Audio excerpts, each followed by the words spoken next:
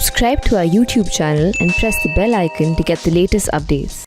The Print Off the Cuff, presented by IIFL Wealth and Asset Management, corporate partner AU Small Finance Bank, in association with global insurance brokers, airline partner SpiceJet, in alliance with Indraprasth Apollo Hospitals.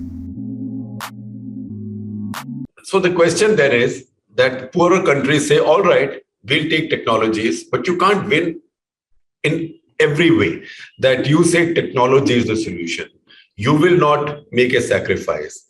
Then we should get technology. You have the technology, we buy it from you. So we pay you more money. So if you say that this is a world without borders, and all of us are in it together, then why don't you put some money on the table? That's absolutely true. I mean, look, at the Paris Agreement, it was agreed that they would create a fund of 100 billion, that the rich countries would contribute 100 billion to try and mitigate climate change in the most vulnerable nations. Not even 10 billion of that turned up, And then came Trump. Yes, and they've repeatedly, look, there's no doubt the United States has repeatedly undermined, every kind of climate agreement, going back to what happened in, right to the start in Rio, then the Kyoto Protocol. But it's not just the United States, it's actually the Anglosphere in general. I mean, it's Australia, the United States, Canada, and often the UK as well. I mean, those are the countries which are, in a way, hegemonic today. And they've been absolutely unbending. What can one say? So that theme comes across in your book as well, the latest one, Nutmeg's Curse, where you say that the largest degree of climate change denial comes from countries which are sort of settler colonialist countries, because they think that they are entitled to the resources. Yes, absolutely. Absolutely. I mean, look, these countries have been built on extractivist economies. I mean, basically, the United States, Canada, Australia, they're fundamentally built on extractivist practices, coal mining. Australia, it's coal. In the United States, it's always been oil, natural gas. But I think, the thing that we don't really talk about really is, in effect, another aspect of the geopolitics, which is defense expenditure. That's the really striking thing. I mean, the single largest emitter of greenhouse gases, the single institutional emitter, the largest institutional emitter is the Pentagon, which is responsible for 20% of the United States greenhouse gas emissions. During this whole Iraq thing, that's a stunning piece of data. I mean, I wasn't aware of this.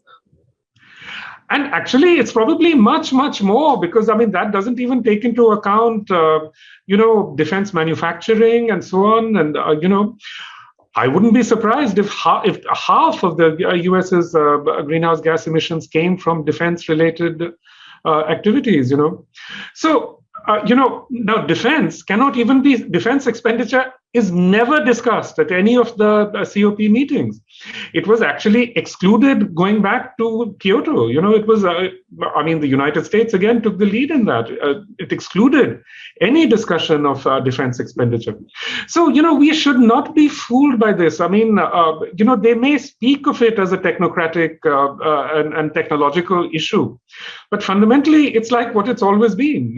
It's an issue of power. It's a power relation between various countries. So what changes between Trump and Biden? Well, as you can see right now, I must say, after the 2020 election, I thought, oh my God, at least I'll be able to go back to watching the news, because that had become almost impossible in the Trump era. But it's again, we see complete stalemate. One single senator is really holding up all the climate solutions that Biden has been speaking about. Certainly, I would say, having Biden there is in many ways a huge change, a hugely positive change in so many ways. But again, we see really that, the United States as a political system is in many ways really very dysfunctional at this point. At least you have somebody who's not a climate change denier right now. That's right. But again, did Trump did he really believe that climate change was a hoax? I doubt it, because he's been taking out insurance for his properties in Miami and in Scotland and so on. Right. So, I mean, when they say that climate change is a hoax, you have to understand what they're actually saying, which is they're playing to their gallery. They're playing to their gallery, exactly. And, sadly, I think what a lot of right-wing Westerners, what they're really waiting for is what they call a Malthusian correction, which is that they're waiting for a lot of poor people to die. That's the horrible reality. I mean, that's a very extreme thing to say. You believe it?